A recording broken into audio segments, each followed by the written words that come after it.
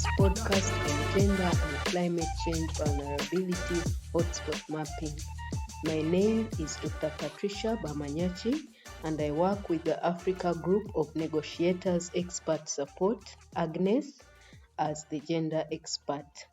In this podcast, I will discuss a specific study that was done in Rwanda that focused on granular gender and climate change vulnerability hotspot mapping in agriculture.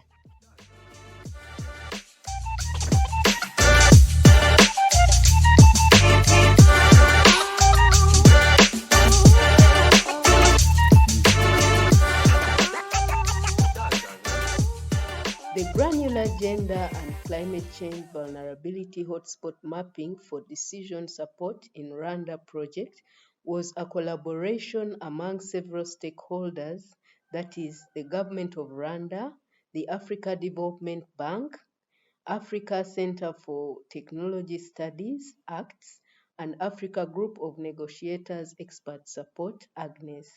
The goal of the project was to generate knowledge and sex-disaggregated information that will enable gender and climate-responsive decision-making and policy development in the agriculture sector. Moving on to the background. Rwanda is a country with a moderate climate and relatively high rainfall. In Rwanda, agriculture accounts for a quarter of the country's gross domestic product. The economic growth projections for Rwanda are thought to depend heavily on the performance of the agriculture sector, which employs more than 70% of the country's population. Agricultural production in Rwanda is largely dependent on rainfall due to low levels of water resources for irrigation. According to predictions made on the Climate Change Knowledge Portal of the World Bank in 2020, climate change is expected to result in increased temperatures, intensified rainfall, and prolonged dry seasons. This study particularly looked at the gender-specific impacts of climate change on agriculture. This was derived from the understanding that climate change impacts are not gender neutral. Women and men experience different levels of vulnerability and have varying resilience to climate risk and climate change impacts. Largely, most vulnerability studies do not use gender-differentiated information.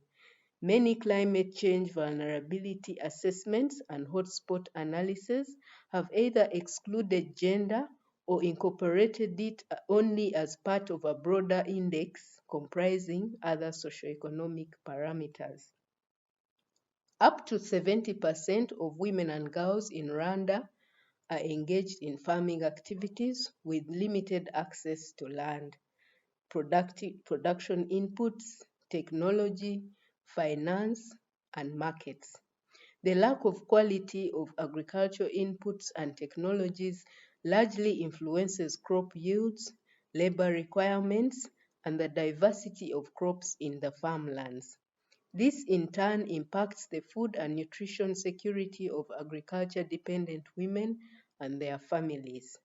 There was therefore a need to understand gender-specific vulnerabilities to devise transformative approaches to increase women and girls' opportunities and their resilience to climate change in the agriculture sector. We will now discuss the methodology and the approach. The gender climate change hotspot mapping was based on the IPCC vulnerability assessment approach. This approach took into account three key sub-indices, which included the exposure, sensitivity, and adaptive capacity. Each sub-index was calculated by identifying variables, and under each variable, sex-disaggregated data was collected at the subnational level. Following data collection, principal component analysis, PCA, was used to identify and assign weights to the different variables. The vulnerability assessment approach recognized that the various variables incorporated were measured in different units, and therefore a normalization process was applied. Once the quantitative statistical processes were completed for each of the three sub-indices, then an overall vulnerability index was calculated as a sum of the exposure sub-index and the sensitivity sub-index minus the adaptive capacity sub-index. We will now discuss the data collection and analysis. One of the key components of gender and climate change vulnerability hotspot mapping is the data collection and analysis phase. Data was collected on a wide range of physical, social, and economic factors and was sourced from both primary and secondary sources. This analysis included three main parameters as follows. First, the exposure to climate risks. Here, we analyze the trends in climate change, specifically temperature, precipitation, and wet days over time.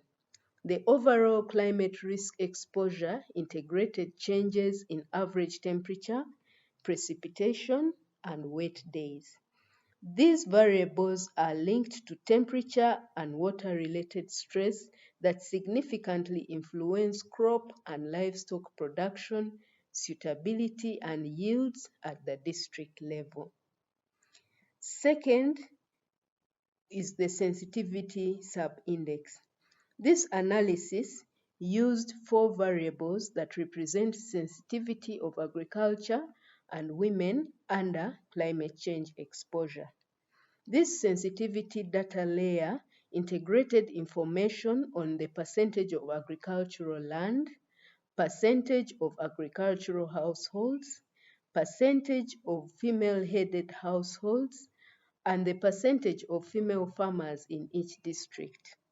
Indicators such as higher proportion of cultivated area and large proportion of agricultural households were hypothesized to increase the sensitivity of agricultural production systems to climate stresses. The third parameter was the women's adaptive capacity.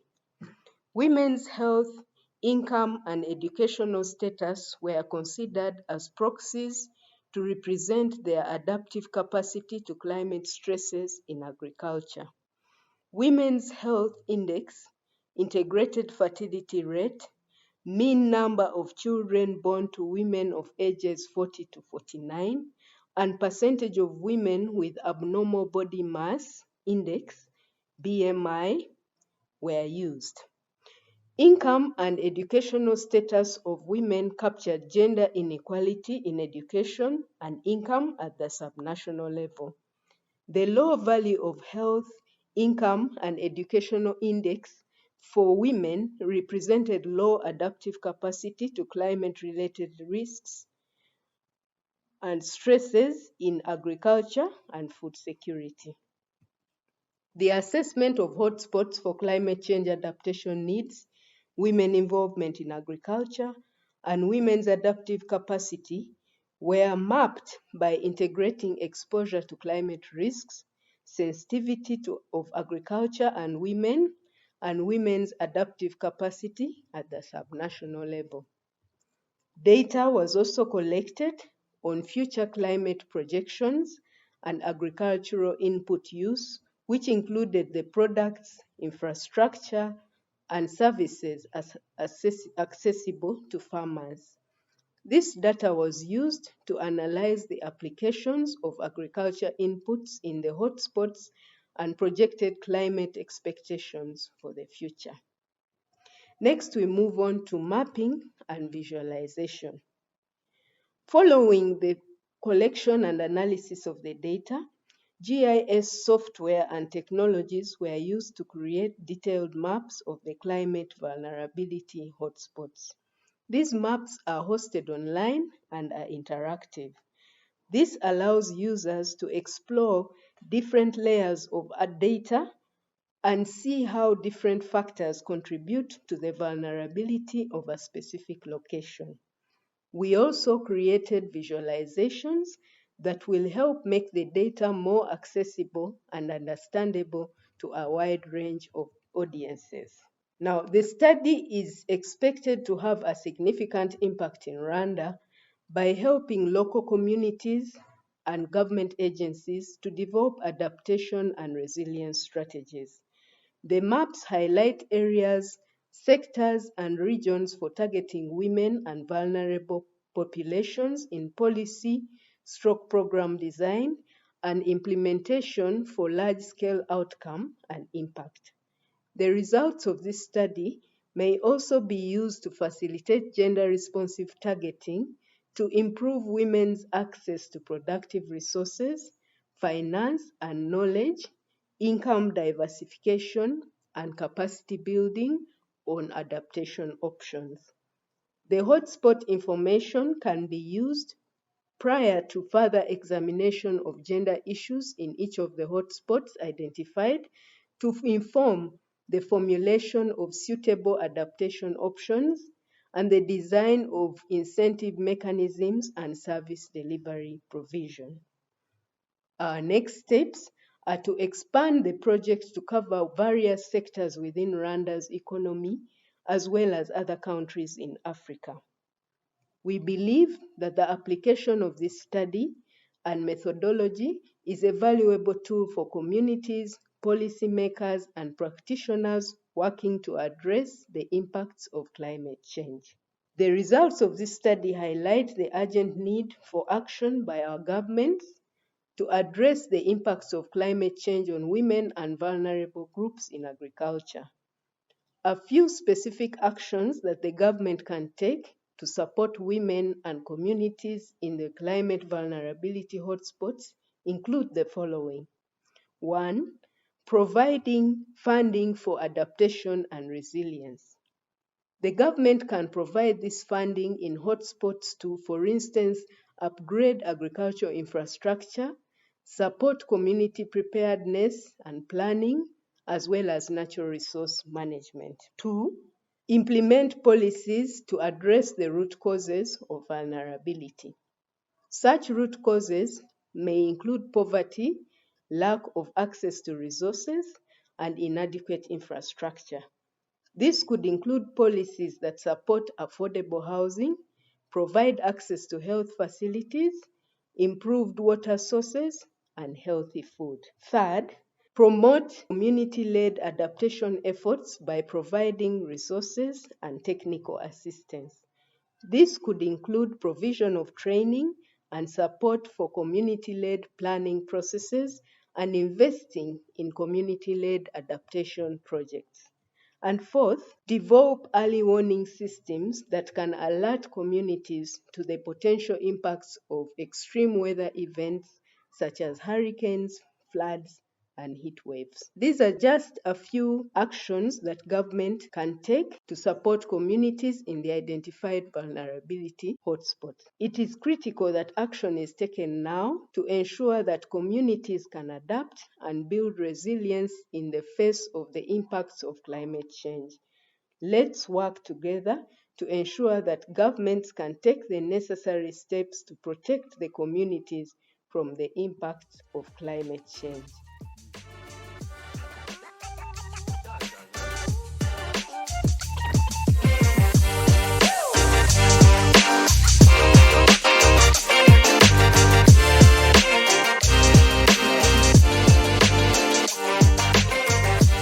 Thank you for listening to our podcast on gender and climate change vulnerability hotspot mapping in Rwanda. If you're interested in learning more, you can visit our website at https://agnesafrica.org/blog and news. Thank you.